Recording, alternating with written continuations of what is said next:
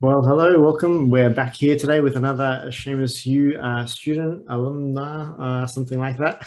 We're here with Claire. Claire, tell us a little bit about yourself.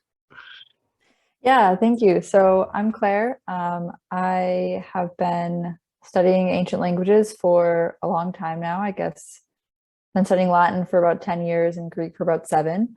I started taking Latin when I was in high school, and Greek right at the end of high school, my senior year of high school.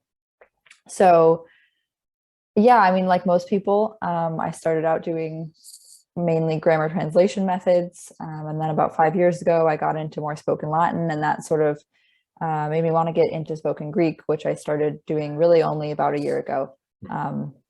So SeumasU has been a big part of that journey for me in Greek. Except that you haven't done any spoken Greek classes with me. I have not, but Greek writing has helped with my speaking a lot. Yeah. So tell us, well, what you tip you over the edge to come and do some stuff at SeumasU? Yeah, so I mean, I had heard about you from a number of mutual friends and connections in classics, and I'd heard that that you taught Greek classes, and I sort of just wanted to try it out because I hadn't done much like active Greek, either speaking or composing, and I was particularly interested in composing because I just enjoy that a lot. I mean, speaking is great, but I like writing, so I wanted to try that out, and I was recommended by a few friends, and yeah. Excellent friends I have out there. They're very good. All my friends who are listening. Yes, they are.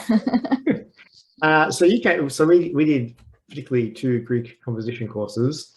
What was enjoyable about them? And Yeah, I mean, enough that you came back and did the same course a second time. Yeah, I did.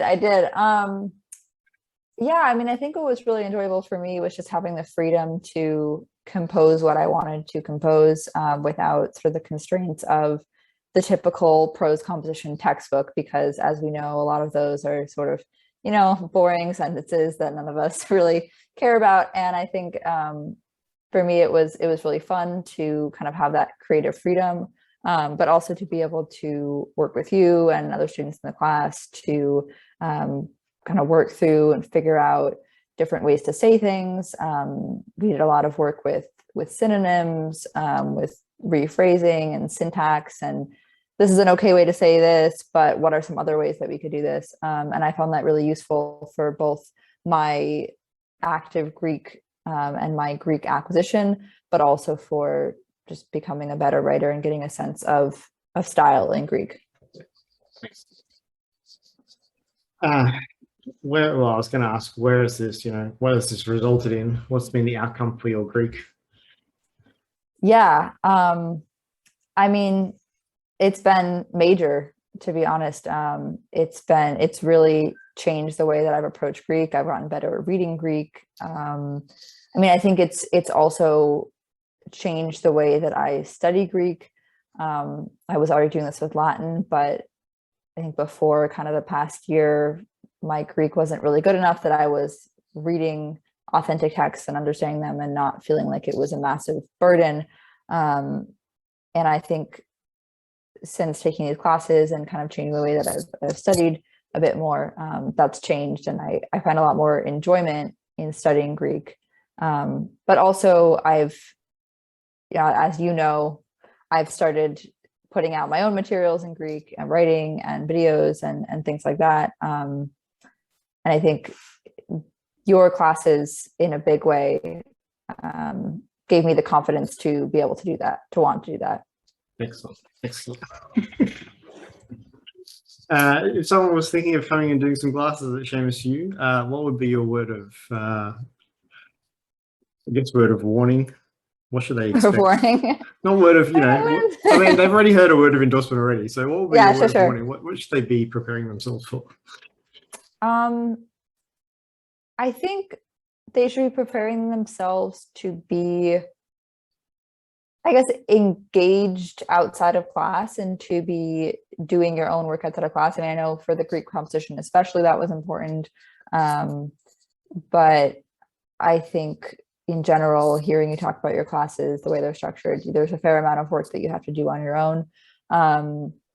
And being open to criticism, and not constructive criticism, I think I would say, because that's one of the hardest things for me, writing or speaking in a different language, is understanding and feeling comfortable with taking criticism.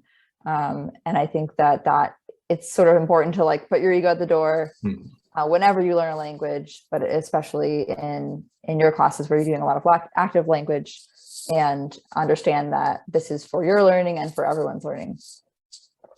Yeah, it's so important to leave the ego at the door. But yeah, I mean, it's quite different. It's quite different because the writing class, there's explicit criticism. It's like, well, this doesn't work. Right.